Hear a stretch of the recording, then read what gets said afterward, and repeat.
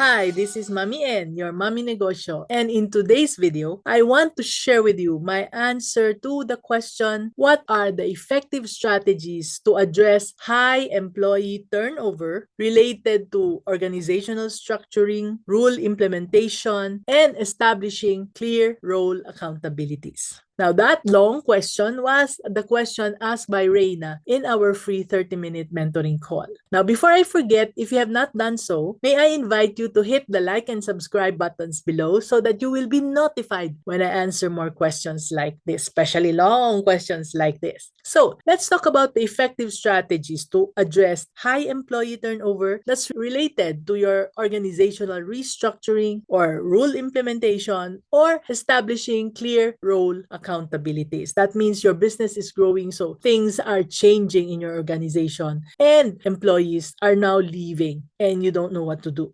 Reina, when she asked that question, I gave her 5 simple tips. So I'd like to share this with you because I hope that this will also help you with employees who are leaving when your business changes or when you make new rules and you assign clearer job responsibilities and some of them could not understand it and therefore they are resigning or giving you one reason or another to leave.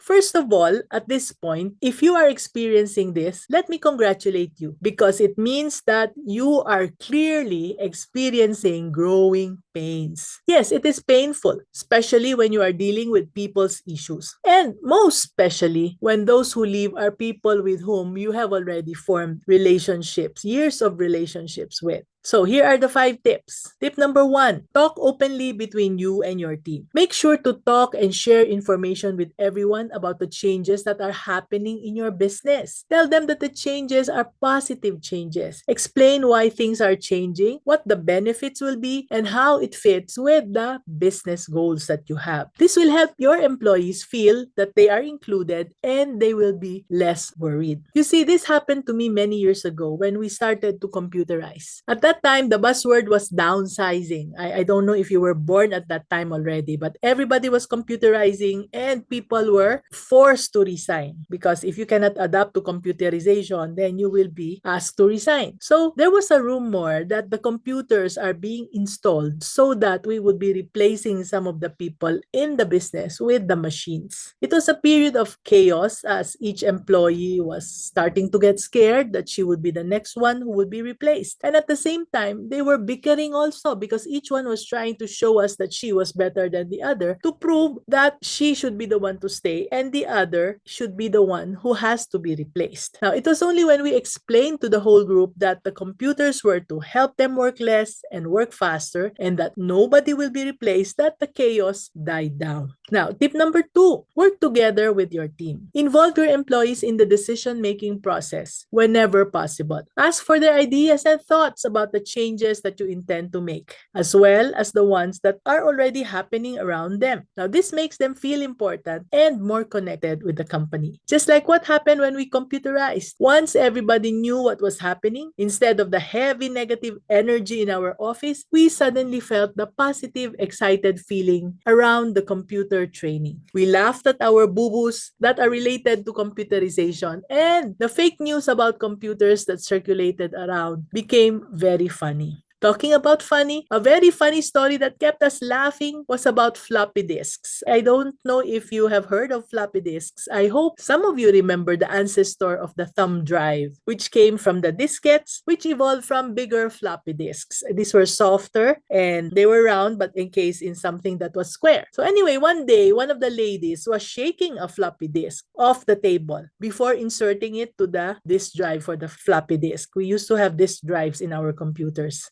When asked what she was doing, okay, somebody asked her and said, "Hey, what are you doing?" She said, "I'm shaking off the viruses from the diskette." She heard about viruses and she thought that the viruses can be just shaken off from the diskette. So that was a story that we'd still laugh at until today. So when people have a positive energy, then changes would not be as difficult.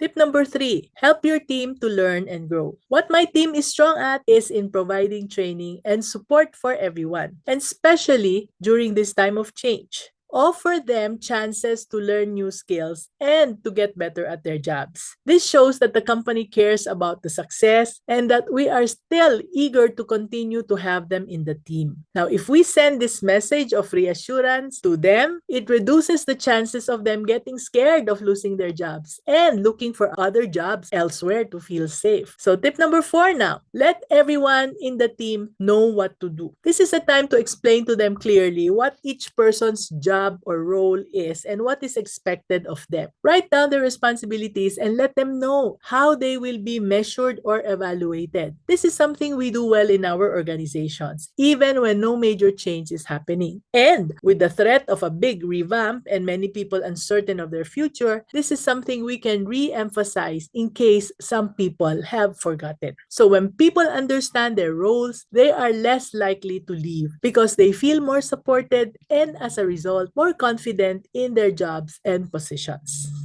And lastly, tip number 5, support and appreciate everyone in your team. Whenever change occurs, whether it's a good change or a bad change, we all need support. In times like this, when employees feel uncertain about their future, we need to intensify our help or our support to our employees. One thing we can do to guide them through the changes is by offering assistance and recognition. Give them resources, guidance, and praise for their hard work. Notice and celebrate their achievements along the way to keep up motivation and to make them feel valued. Now, just a word or a pat on the back will go a long, long way and will surely help build employee loyalty for a long, long time. Now, remember, using these tips can help reduce employees leaving when a company goes through changes. It's important to communicate well, to involve everyone, to provide support, to clarify the roles, and to show appreciation to build a positive and engaged team. Was that helpful? Reina asked this question in our one-on-one sessions, in our free Zoom calls on our Q&A Tuesdays. If you too have questions or if you're interested in learning how to grow your business by growing your people, please tell us in the comments below, okay? And we'll get back to you. Or if you need free business mentoring, sign up to our Q&A Tuesdays where you can get into a 30-minute Zoom call with me and it's totally free.